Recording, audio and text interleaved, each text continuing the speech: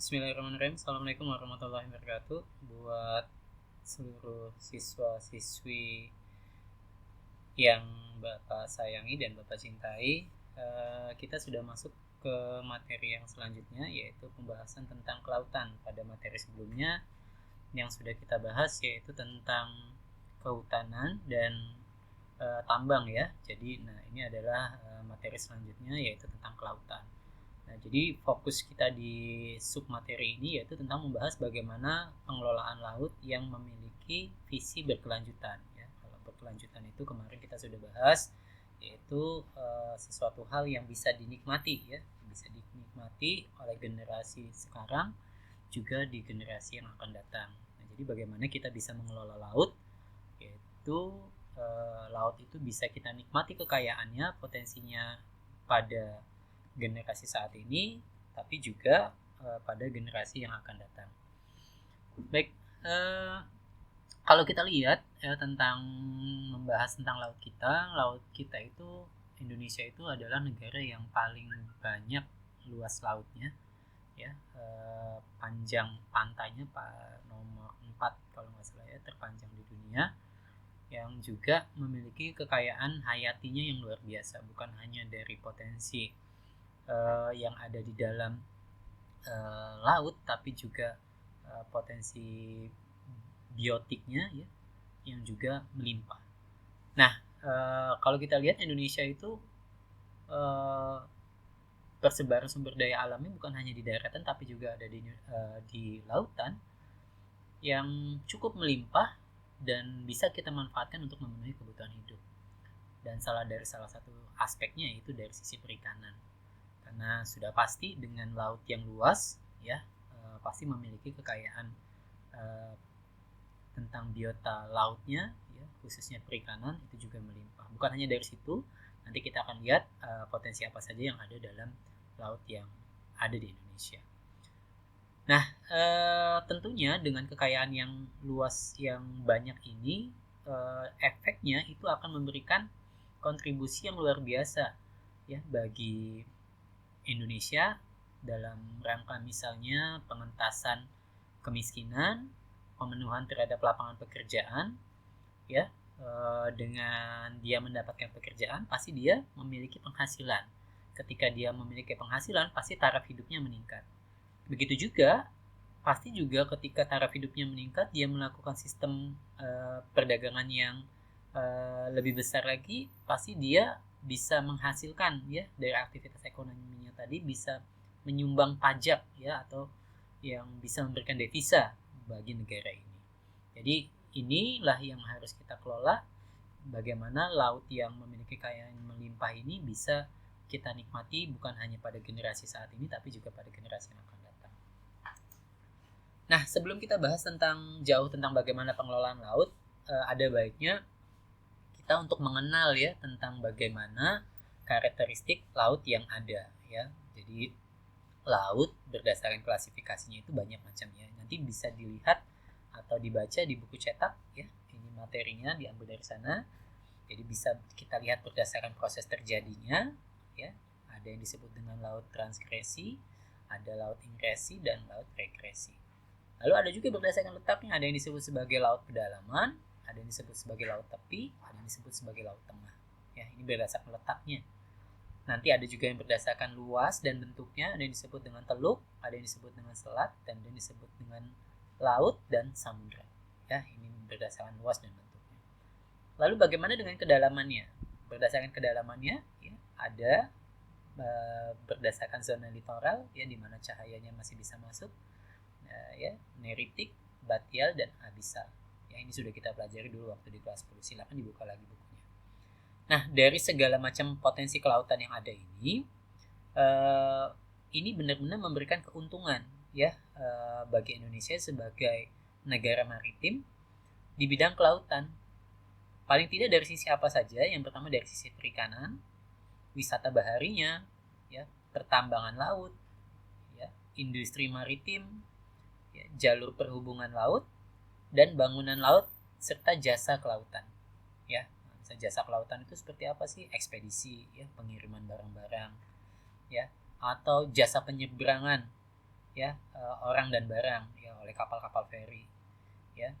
Kalau bangunan-bangunan laut itu apa? Misalnya seperti tambang-tambang yang ada di tengah-tengah laut ya. Nah, itu bangunan-bangunan laut. Atau juga misalnya menara-menara ya. Itu juga bisa dijadikan salah satu contoh bangunan laut ya. Lalu industri maritim jalur perhubungan laut ya, itu dijadikan sebagai pelabuhan pembangunan ya, pembangunan pelabuhan. Nah, ini juga banyak sekali potensi kelautan yang bisa dilakukan oleh Indonesia untuk memaksimalkan lautnya agar dikelola yang dapat memberikan keuntungan bagi masyarakat dan negaranya. Nah, lalu bagaimana yang dimaksud dengan pengelolaan sumber daya kelautan yang di Indonesia ini dengan segala kelebihan yang kita sampaikan tadi? Nah, ada beberapa hal yang bisa kita kelola ya. Ada beberapa hal pengelolaan yang baik ya, yang memiliki visi berkelanjutan ya, sehingga tidak memberikan efek negatif ya terlalu besar hari ini sehingga nanti generasi yang akan datang itu tidak bisa memanfaatkannya.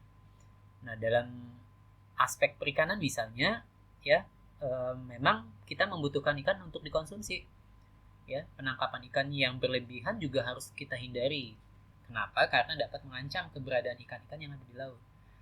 Nah, bagaimana mengelolanya gitu? Bagaimana caranya supaya pengelolaan perikanan di laut itu tidak ya merusak ekosistem yang ada atau malah menyebabkan pengelolaan laut yang tidak berkelanjutan? Adalah caranya salah satunya ya, ini salah satunya yaitu dengan cara kita dapat menangkap ikan yang memang layak konsumsi, yang memiliki tingkat regenerasi tinggi. Jadi artinya yang dia itu dalam proses perkembangbiakannya itu memang baik ya, bukan, dan dia tidak termasuk dalam kategori hewan-hewan yang terancam punah. Jadi kita tidak mengkonsumsi atau tidak menangkapi jenis-jenis ikan yang tergolong ikan-ikan yang terancam punah gitu ya. Atau misalnya ada penyu sirip biru ya, dan segala macam yang jenis-jenis yang dilindungi atau paus ya. Itu jenis-jenis hewan-hewan yang memang sangat langka dan regenerasinya sangat sulit. Maka kita juga harus bisa memilah dan memilih mana yang baik untuk kita konsumsi juga tidak merusak lingkungan. Nah, lalu yang kedua, pengelolaan pertambangan dan energi. Jadi kalau kita lihat memang baik pertambangan dan energi yang ada di laut itu luar biasa ya, luar biasa. Seperti ada emas, perak, timah, mangan, pasir, kuarsa, monazit, zirkon, ya, kromit dan lain-lainnya. Itu memang ada ya, banyak mineral-mineral laut yang terdapat ya di dalam ya dasar laut kita. Nah, selain mineral itu juga di laut Indonesia juga terdapat potensi non migas yang tinggi. Apa saja? Misalnya adalah gelombang pasang surut ya, yang bisa kita gunakan sebagai energi terbarukan yang ramah lingkungan. Ya, salah satu contohnya adalah penerapan Ocean Thermal Energy Conversion atau OTEC ya. Nanti gambarnya bisa kita dijelaskan pada slide selanjutnya. Lalu yang ketiga adalah pengelolaan perhubungan laut. Sebagai negara kepulauan, Indonesia sangat memerlukan sarana transportasi laut. Ya, karena kita itu negaranya lebih didominasi oleh laut, maka penting bagi kita untuk bagaimana menyambungkan antara pulau yang satu dengan pulau yang lain. Jadi jangan sampai ada dalam negeri ini ada satu pulau yang lebih maju dibandingkan dengan pulau-pulau lainnya. Nah, karena kita harus memberikan kesempatan yang sama kepada seluruh masyarakat untuk bisa menikmati menikmati pembangunan ini, maka kita harus juga memberikan kesempatan mereka untuk bisa memaksimalkan hasil alamnya untuk bisa dijual gitu, untuk akhirnya yang bisa meningkatkan taraf kehidupannya. Nah, salah satu caranya yaitu dengan membangun tol laut ya. Nah, tol laut ini artinya bukan membangun jalan tol ya, bukan membangun jalan tol yang ada di laut, tapi bagaimana caranya kita bisa menghubungkan antara satu pulau dengan pulau lainnya dengan cara pembangunan bangunan-bangunan laut ya. Itu salah satu contohnya ya, dermaga-dermaga ya atau pelabuhan-pelabuhan di mana kapal-kapal baik kapal barang ataupun penumpang bisa bersandar sehingga kegiatan ekonominya bisa berjalan. Lalu yang keempat, pengelolaan pariwisata ya. Ini juga bisa kita jadikan sebagai salah satu tata kelola laut, ya, dimana sebenarnya bukan hanya sebenarnya kalau kita bilang laut itu kadang-kadang kita hanya terfokus terhadap pemandangannya, ya, pemandangan lautnya atau ekosistem lautnya yang ada komunitas biotiknya, ya, yang hewan-hewannya yang ada di dalam, ikan, cumi-cumi, udang atau yang lainnya. Tapi juga sebenarnya pengelolaan pariwisata dalam tata kelola laut ini juga bisa kita lihat dari sisi yang lain, yaitu tentang kehidupan masyarakat yang tinggal di sekitar laut. Ini juga sebenarnya adalah sesuatu hal yang unik yang bisa kita ketahui lebih lanjut bagaimana kehidupan masyarakat yang ada beraktivitas dengan laut atau tinggal di sekitaran laut. Ini juga bisa menjadi potensi wisata, seperti bagaimana ketika di Jakarta itu di Teluk Jakarta, ya, itu menjadi sebuah wilayah foto spot yang bisa dimanfaatkan oleh para wisatawan. Lalu yang terakhir yaitu pengelolaan sumber daya laut, ya. Nah, pengelolaan sumber daya laut ini bagaimana caranya agar laut kita ini tidak rawan terhadap pencurian. Nah, salah satu caranya yaitu pelibatan masyarakat lokal, ya, yaitu dengan berbasis komunitas lokal. Ini melibatkan, ya, memanfaatkan sumber daya baik yang terdidik maupun yang tidak terdidik untuk bisa menerapkan berbagai teknologi pemantauan sumber daya laut, ya. Nah, misalnya seperti teknologi informasi berbasis radio, ya. Nah, ini misalnya disebut dengan MCS, ya. Nah, ini jadi monitoring, control, and surveillance, ya. Jadi bisa memberikan informasi sesegera mungkin terhadap pemerintah ataupun petugas keamanan yang berada di sekitar laut jika terdapat aktivitas-aktivitas yang mencurigakan atau merugikan negara. Nah, kita harus melibatkan, karena kita sadar Indonesia ini begitu luas wilayahnya, sehingga luasnya tersebut menyebabkan kekurangan, ya, sumber daya manusianya yang bisa ditempatkan pada wilayah-wilayah tersebut untuk menjaga laut kita dari bahaya pencurian atau hal-hal yang merugikan negara kita. Nah, ini setidaknya jadi ada 5 hal yang bisa kita lakukan gitu untuk melakukan pengelolaan terhadap potensi sumber daya kelautan yang ada di Indonesia. Ya, sebenarnya masih banyak lagi, tapi ini adalah 5 hal yang paling efektif, ya, bisa kita terapkan. Nah, ini tadi penjelasan tentang bagaimana tol laut kita, ya. Ini jadi ada pembangunan tol laut. Ini adalah program nawacitanya pemerintah, yaitu ingin membangun tol laut, ya, bagaimana bisa membangun pelabuhan-pelabuhan sehingga pelabuhan-pelabuhan ini bisa menyambungkan dari satu pulau ke pulau lainnya, sehingga pulau-pulau tersebut, ya, bisa kegiatan ekonominya bisa bergerak. Nah, ini adalah hal yang perlu dilakukan, ya, supaya laut kita itu bukan hanya dimanfaatkan hanya dari sisi perikanannya, ya, atau mineral-mineralnya, tapi juga dari sisi keberadaan laut itu sendiri juga bisa kita manfaatkan untuk meningkatkan kegiatan ekonomi. Lalu yang selanjutnya tentang tadi, ya, bagaimana pemanfaatan dari gelombang laut. Nah, ini adalah cara kerja Ocean Thermal Energy Conversion atau OTEC. Jadi memanfaatkan gelombang laut untuk dijadikan sebagai pembangkit